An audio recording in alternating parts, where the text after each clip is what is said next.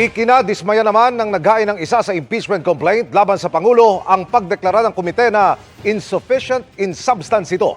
Pagpunto ng isang nag-endorso sa reklamo, tila hinusgahan na ng komite ang ebidensya kahit hindi nito tungkuling mag-abogado para sa Pangulo. Nakatutok live si Rafi Tima. Rafi!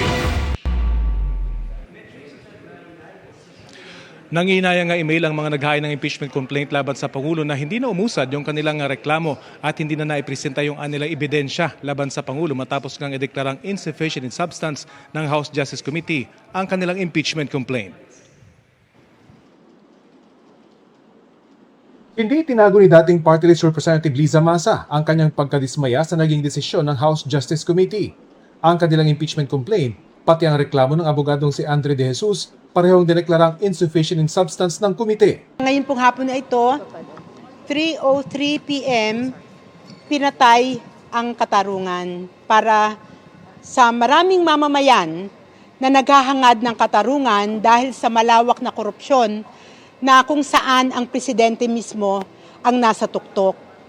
Sa palagay po namin, prematurely murdered ang impeachment complaint na ito. Dahil sa nangyari, posible raw mapilitan ng taong bayan na lumabas sa proseso ng impeachment para humingi ng anyay katarungan, bunsod ng malawakang korupsyon. Nakakalungkot na kung dito sa proseso na ito ng impeachment, hindi natin makukuha ang katarungan, talagang mapupersa ang mamamayan na lumabas sa prosesong ito para makuha ang katarungan na atin pong inaasam. Ayon naman kay ACT Party List Representative Antonio Tino na nag-endorso sa reklamo ng Makabayan Bloc, tila ipinagtanggol ang Pangulo ng mga kongresistang bumoto laban sa kanilang reklamo. Sabi nila sa kanilang pagtingin ay hindi raw impeachable ang mga offense na nasa complaint.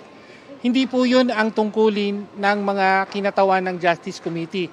Hindi nila tungkulin na mag-abogado para sa presidente. Ngunit tila yun na po ang nangyayari dahil hinuhusgahan na nila ang ebidensya.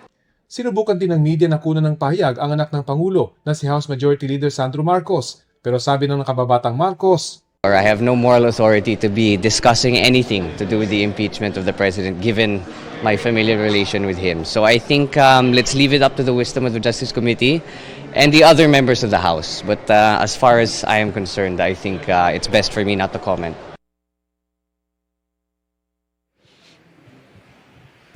Pag-aaralan pa daw ng mga naghain ng impeachment complaint kung dudulog sila sa Korte Suprema. Isa pa rin daw itong opsyon pero aminado ang Makabayan Bloc, masalimuot ang opsyon na ito. Yan ang latest mula dito sa Kamara. Emil? Maraming salamat, Rafi Tima.